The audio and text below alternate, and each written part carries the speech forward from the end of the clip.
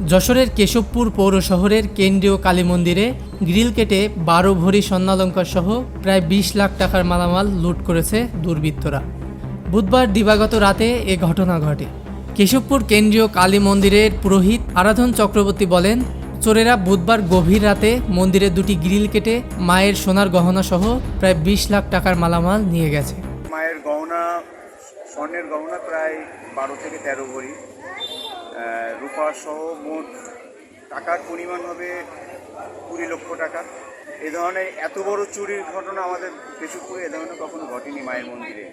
আর যেহেতু মায়ের মন্দিরটা জনবহুল এলাকায় আমাদের এবং ৩ দিকে রাস্তা, একটা পুরো ব্যবসা প্রতিষ্ঠানের মিডিল পয়েন্ট হচ্ছে আমাদের কেশবপুর সার্বজনীন শ্রী কালী মন্দির।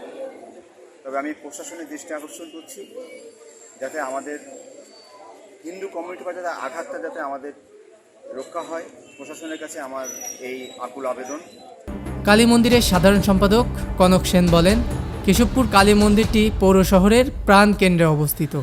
এখানে দিনে ও রাতে মানুষের চলাচল রয়েছে। এর মধ্যেও কালী মন্দিরে চুরির ঘটনা ঘটেছে।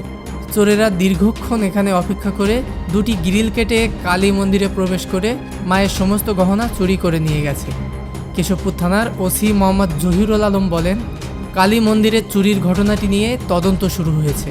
তদন্ত শেষে যারাই এর সাথে জড়িত তাদের বিরুদ্ধে কঠোর ব্যবস্থা গ্রহণ করা হবে। ডেস্ক নিউজ, দৈনিক রানার।